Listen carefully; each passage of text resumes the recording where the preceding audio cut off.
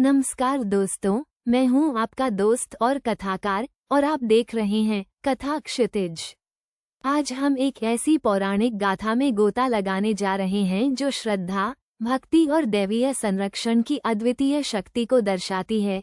ये कहानी है भगवान विष्णु के सबसे उग्र अवतार नरसिम्हा की, जिन्होंने अपने एक सच्चे भक्त की रक्षा के लिए अपनी सीमाओं को पार कर दिया और धर्म की पुनः स्थापना की। बहुत समय पहले की बात है, एक अत्यंत शक्तिशाली दैत्य राजा था जिसका नाम था हिरण्यकशिपु।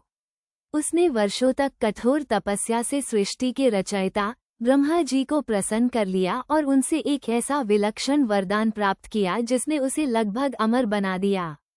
वरदान ये था कि उसे न कोई मनुष्य मार सके, न कोई पशु, न दिन में उसकी मृत्यु हो, न रात में, न घर के अंदर मरे, न बाहर, न धरती पर उसका अंत हो, न आकाश में, और न ही किसी अस्त्र से मरे, न किसी शस्त्र से। इस वरदान ने हिरण्यकशिपु को अहंकार से भर दिया। वो स्वयं को परमेश्वर मानने लगा और यह घोषणा कर दी कि उसके राज्य में कोई भी भगवान विष्णु का नाम नहीं लेगा। जो ऐसा करेगा उसे मृत्युदंड दिया जाएगा। उसकी सबसे बड़ी घृणा भगवान विष्णु के प्रति थी, क्योंकि उन्होंने उसके भाई हिरण्याक्ष का वध किया था। लेकिन विधाता का खेल देखिए। इसी हिरण्यकशिपु के घर में एक पुत्र का जन्म हुआ जिसका नाम था प्रहलाद। अपनी मां के गर्भ में ही देवर्षि नारद मुनि से ज्ञान प्राप्त करने के कारण प्रहलाद जन्म से ही भगवान विष्णु के परम भक्त थे। जैसे जैसे प्रहलाद बड़े होते गए, उनकी विष्णु भक्ति बढ़ती गई, जो उनके पिता हिरण्यकशिपु के लिए असहनीय होती जा रही थी। हिरण्यकशिपु ने लाख कोशिश की कि प्रहलाद विष्णु भक्ति छोड़ दे और उसकी स्वयं की पूजा करे, लेकिन प्रहलाद तो अडिग थे। उनकी नसों में भक्ति का रस बहता था और वे अपने आराध्य विष्णु को ब्रह्मांड के कण कण में देखते थे। हिरण्यकशिपु के क्रोध की कोई सीमा न रही। उसने अपने ही पुत्र को कई बार मारने का प्रयास किया। कभी उसने प्रहलाद को ऊंचे पर्वत से नीचे फेंकवा दिया, कभी हाथियों के पैरों तले कुचलवाने की कोशिश की, कभी विष दिलवाया तो कभी विषैले सर्पों से डिसवाया। उसने प्रहलाद को आग में जलाने की भी कोशिश की, जिसके लिए उसकी बहन होलिका को वरदान था कि उसे अग्नि जला नहीं सकती। होलिका प्रहलाद को गोद में लेकर अग्नि में बैठ गई, लेकिन चमत्कार, प्रहलाद सुरक्षित रहे और होलिका स्वयं भस्म हो गई, क्योंकि उसका वरदान तभी तक काम करता था जब वो अकेली आग में बैठती थी। हर बार प्रहलाद की अटूट श्रद्धा और भगवान विष्णु की कृपा से वे सकुशल बच निकलते। इन सभी घटनाओं ने प्रहलाद की भक्ति को और भी दृढ़ कर दिया और वे अपने पिता के सामने भी निडर होकर विष्णु का गुणगान करते रहे। हिरण्यकशिपु अंततः हार मान चुका था, लेकिन उसका अहंकार अभी भी शेष था। एक दिन उसने प्रहलाद से क्रोधित होकर पूछा, रे मूर्ख, तेरा विष्णु कहाँ है? क्या वो इस महल के खंभे में भी है? प्रहलाद ने शांत और दृढ़ भाव से उत्तर दिया, हाँ पिताजी, मेरे भगवान कण कण में व्याप्त हैं। वे इस खंभे में भी हैं। ये सुनकर हिरण्यकशिपु आग बबूला हो गया। उसने अपनी गदा उठाई और उस विशाल खंभे पर जोरदार प्रहार किया, और फिर जो हुआ उसे देखकर स्वयं स्वर्गलोक भी कांप उठा।